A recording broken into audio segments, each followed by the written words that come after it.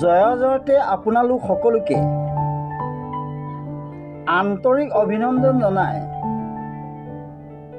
আজিৰ ভিডিঅ' মাজলৈ আগবাঢ়িছোঁ। আজিৰ বিষয়ভাগ হ'ল শ্ৰীমদ ভাগৱতৰ ৬ষ্ঠ স্কন্ধৰ অজামিল কোন আছিল, তেওঁ মহাপাপী কেনেকৈ হ'ল। পৰীক্ষিত ৰজাই গুৰু শুকদেৱক প্ৰশ্ন কৰিছিল, হে গুৰুদেৱ, অজামিল কোন আছিল, তেওঁ মহাপাপী কেনেকৈ হ'ল। এই প্ৰশ্নৰ উত্তৰত গুৰু শুকদেৱে ক'লে, পৰীক্ষিত, তুমি মন স্থিৰ কৰি হৰিভক্তিৰ মহিমাৰ কথা শুনা। এই সংসাৰত যিমান যজ্ঞ তীৰ্থ আৰু ধৰ্ম আছে সকলোবোৰ হৰি নামৰ কিংকৰ বা দাস। হৰি নাম সিংহ পুণ্য অৰণ্যত বাস কৰে। সেই হৰি নাম সিংহৰ চিঞৰ শুনিলে পাপ হাতী পলাই যায়। হৰি নামে সৰ্বপাপ মৰিখন কৰে। হৰি ভক্তি নকৰাসকলক পাপে বেৰি ধৰে। অনাচাৰী আৰু পৰম পাপী লোকেও অন্তিম কালত হৰি নাম কীৰ্তন কৰিলে হৰিয়ে সেই অনাচাৰী আৰু পৰম পাপীকো ৰক্ষা কৰে। সেইজনে হৰি নাম স্মৰণ কৰাৰ ফলত অন্তকালত চতুৰ্ভুজ ৰূপ ধাৰণ কৰি বৈকুণ্ঠ নগৰত বাস কৰিব পাৰে। গতিকে হৰি নামৰ মহিমা অপাৰ আৰু আশ্চৰ্য। হৰি নামৰ সমান আন একো প্ৰায়শ্চিত্ত নাই। এতিয়া অজামিল কোন, তেওঁ মহাপাপী কেনেকৈ হ'ল কওঁ শুনা। অজামিল আগতে মহাপুণ্যশীল ব্ৰাহ্মণ আছিল। তেওঁ সদায় সৎকৰ্ম কৰি নিজ ধৰ্ম পালন কৰা সৎ ব্ৰাহ্মণ আছিল। তেওঁ সকলো প্ৰাণীৰ কল্যাণ সাধন কৰিছিল। তেওঁ সকলোকে ভক্তিভাৱে পূজা সেৱা কৰিছিল। তেওঁ সৰ্বগুণী আছিল।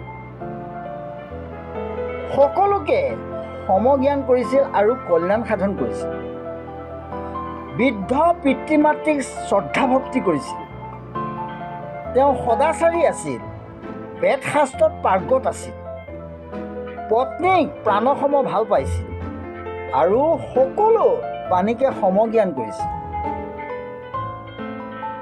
এদিন বৃদ্ধ পিতৃয়ে অজামিলক কাষলৈ মাতি আনি কৈছিল, হে বোপা, তুমি অৰণ্য মাজলৈ যোৱাগৈ। মই প্ৰভু ভগৱন্ত বিষ্ণুৰ পূজা কৰিম। তুমি অৰণ্যৰ পৰা যজ্ঞৰ কাঠ, কুশ বন, পুষ্প আৰু ফল কিছু সংগ্ৰহ কৰি আনাগৈ। পিতৃৰ কথা শুনি অজামিলে অৰণ্যৰ মাজলৈ গৈ পূজাৰ সকলো সম্ভাৰ যোগাৰ কৰি ঘৰলৈ উভতিছিল। তেওঁ যি পথেৰে গৃহলৈ উভতি আহিছিল সেই পথৰ কাষত এটি মনোহৰ গৃহ দেখা পাইছিল। সেই গৃহত এজনী বেশ্যাই বাস কৰে। সেই গৃহৰ ভিতৰলৈ লক্ষ্য কৰাত দেখা পাইছিল এজন পুৰুষে সেই বেশ্যাৰ লগত নানাভাৱে আনন্দমনে মদ্যপান কৰি শৃংগাৰ কৰিছিল। সেই বেশ্যাজনী অতি সুন্দৰী। পুৰুষজনে সুন্দৰী ব্যৱস্থা কৰি নিজেও সেইদৰে বিভস্ত হৈ বিভিন্ন আসন গ্ৰহণ কৰি দৈহিক মিলন ঘটাই তৃপ্তি লাভ কৰিছিল। অজামিলে সেই দৃশ্য দৰ্শন কৰাত হিতাহিত জ্ঞান লোপ পাইছিল। তেওঁ কামমানত জৰ্জৰিত হৈছিল। তেওঁ সেই সুন্দৰীক সান্নিধ্য লাভ কৰিবলৈ উত্তাউল হৈছিল। কামাতুৰা হৈ নিজকে পাহৰি গৈছিল। তেওঁ কোন, কি কৰ্ম কৰিবলৈ আহিছে, কি কৰিব লাগিব পাহৰি গৈছিল। তেওঁ চকু মুদি নিজকে সংযত কৰিব বিচাৰিছিল, কিন্তু নোৱাৰিলে। বেদমন্ত্ৰ উচ্চাৰণ কৰি পবিত্ৰ হ'ব বিচাৰিলেও বিফল হৈছিল।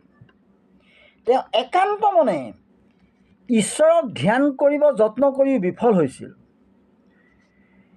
তেওঁ একমাত্ৰ সেইজনী বেশ্যাৰ সান্নিধ্য লাভ কৰিবলৈ চঞ্চল হৈছিল।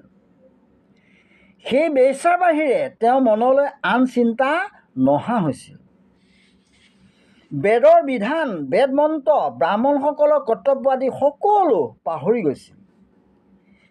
সেই দিনাখনৰ পৰা অজামিলে একমাত্ৰ সেই বেইছাৰ ওচৰলৈ গমন কৰা অভ্যাস কৰিছিল। সেই বেইছাকে তেওঁৰ আৰাধ্য দেৱীৰূপে জ্ঞান কৰিছিল। পিতৃ আৰ্জিত ধন সম্পত্তি সকলোবোৰ বেইছাৰ প্ৰীতি সাধনতে ব্যয় কৰিছিল।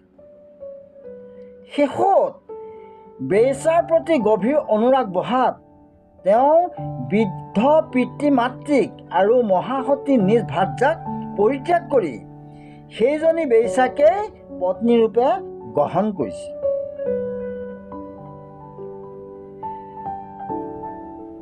অজামিলে বেইছাৰ সংগ লাভ কৰাৰ পাছৰ পৰাই তেওঁ প্ৰীতি সাধনৰ বাবে ধন নথকাত আনৰ ধন চুৰি কৰা অভ্যাস কৰিছিল।